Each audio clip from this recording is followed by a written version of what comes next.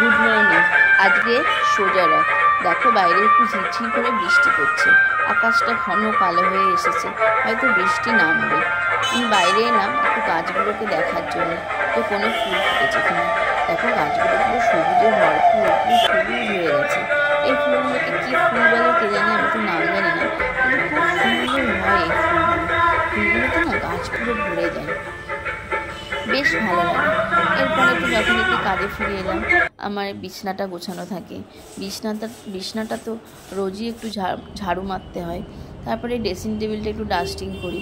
রাস্তার ধারে থাকি তো প্রচুর ধুলো জমে, এত ধুলো না নেওয়া যায় না। রোজ ডাস্টিং করার পরেও এত ধুলো থাকে যেন মনে হয় কিছুই করি না, কিন্তু আমি প্রত্যেক দিন সকালবেলাতেই না এইগুলো আমি একটু ডাস্টিং করি। এতে আমার কি নিজেরও একটা মনটাও ভালো লাগে যে ঘর বাড়ি একটু পরিষ্কার পরিচ্ছন্ন রয়েছে। এসব ডাস্টিং করে সুন্দর করে আমার জায়গার জিনিস জায়গায় রেখে দিই।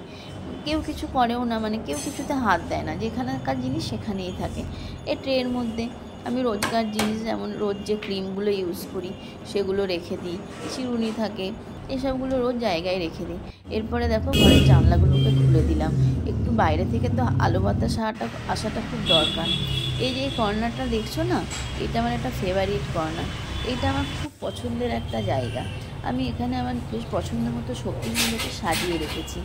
এই দেখো এখানে এই যে ছবিটা দেখছো, এটা না আমি অ্যামাজন থেকে, তাও বছর 2-3 আগে আমি ছেলেদের ছোটোবেলাকার ছবি দিয়ে না বানিয়েছিলাম।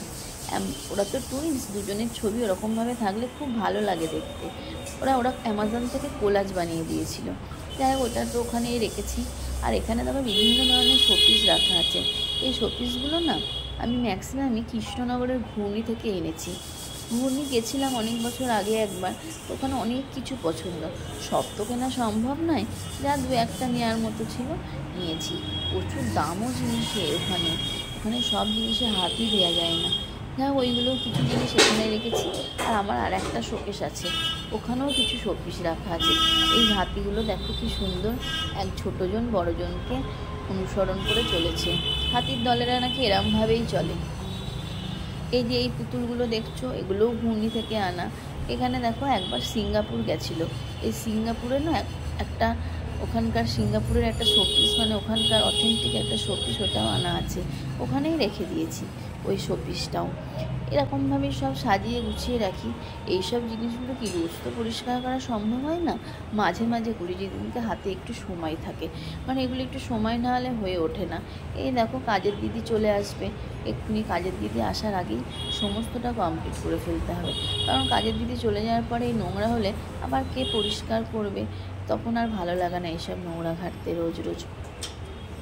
এই দেখো ওপরে একটা দেখতে পাচ্ছ, এই দেখো গাছে এবার আমি জল দিচ্ছি। ব্যাম্বুটিটাই মাঝে মাঝে দিন দশ অন্তর জল দিলেই হয়, রোজ তো জল দিতে লাগে না।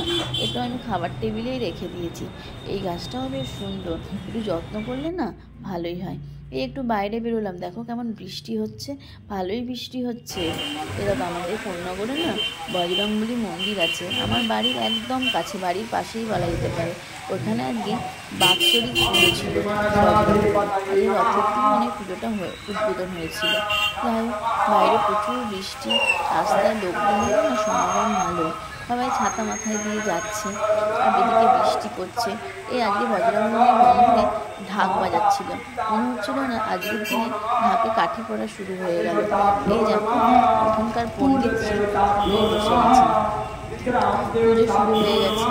অনেক লোকও আমার মধ্যে যারা ভক্ত সব গেছে, আমিও ভাবলাম আজকের দিনে একটু যাই, বজরংবলী দর্শন করে আসি। এই দেখো মোটামুটি 2:30 বাজে আমার ছেলেরা স্কুল থেকে বাড়ি ফিরলো।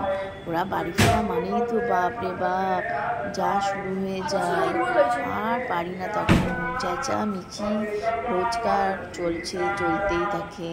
এই বাড়ি আসবে বলেই যাবো, কিরে জামা প্যান্ট খোল, চেঞ্জ কর, হাত পা ধো, এইভাবেই চলতে থাকে। আজকে এখানে শেষ করলাম, চলো রাখি।